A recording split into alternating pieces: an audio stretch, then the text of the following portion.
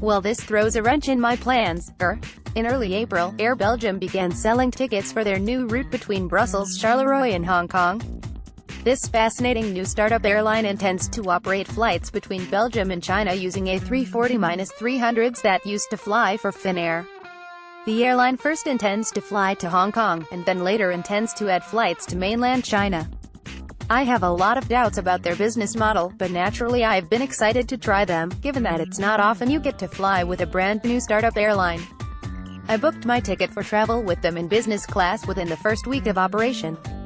Air Belgium has just informed me that they're delaying their launch from April 30th to June 3rd, 2018. Go figure, they're making this announcement just days before they were set to begin operations.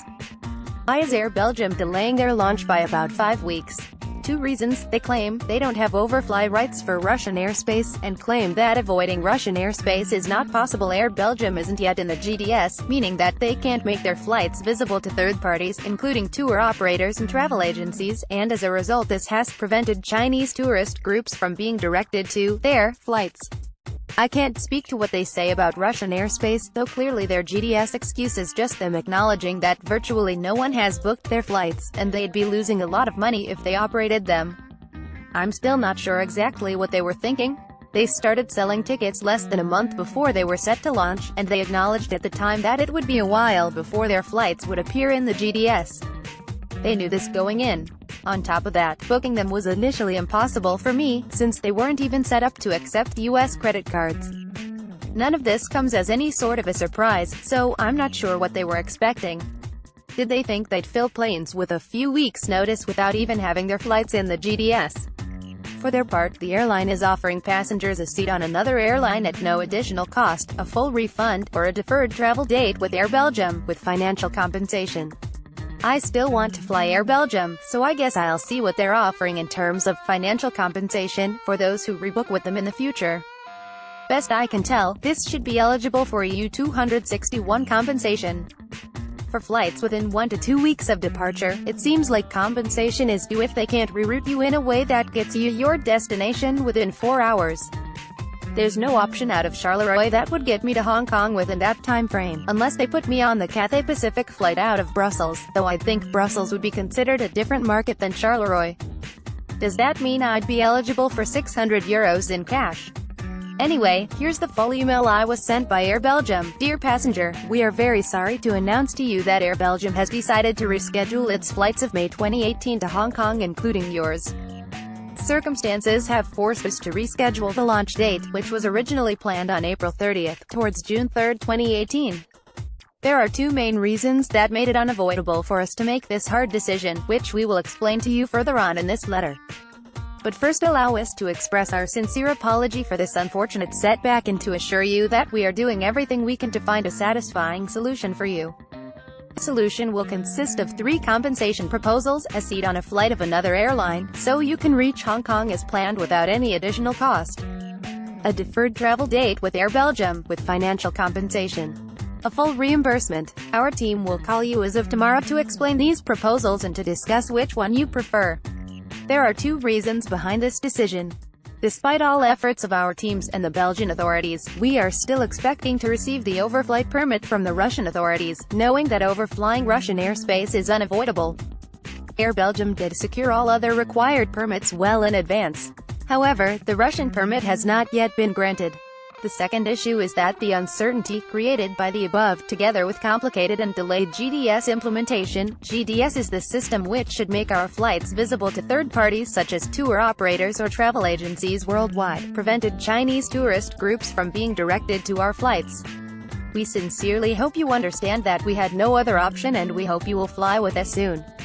Bottom line, now I really have to rethink my plans. I had booked a trip that would have me flying Ukraine 777 to Europe, Air Belgium from Europe to Hong Kong, and Hong Kong Airlines back to the US. I intentionally planned this all with only short stays in each city, and without Air Belgium, the trip won't work out. I'm sure I'll figure out something, though I'm potentially on the hook for quite a bit in change fees. But bigger picture, can I just ask what the heck unrealistic startup airlines like this are thinking? Air Belgium's business model has been confusing from the beginning, but this just seems like such an amateur move. They sell tickets less than a month before departure and those flights don't even show in the GDS, and they're surprised the flights are wide open. I'll be very curious to see if they stick to their new launch date.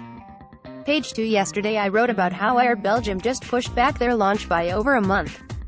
The airline was supposed to begin flying between Charleroi and Hong Kong as of April 30th, though they now pushed that back to June.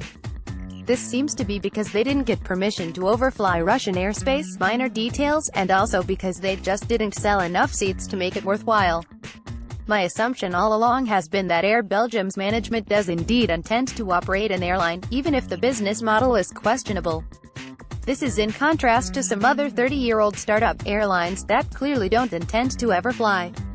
What I really can't wrap my head around is how amateur this airline is, especially given that it's run by people with experience in the industry. Back when I first tried to book my ticket, their online form wasn't even set up correctly to accept US credit cards.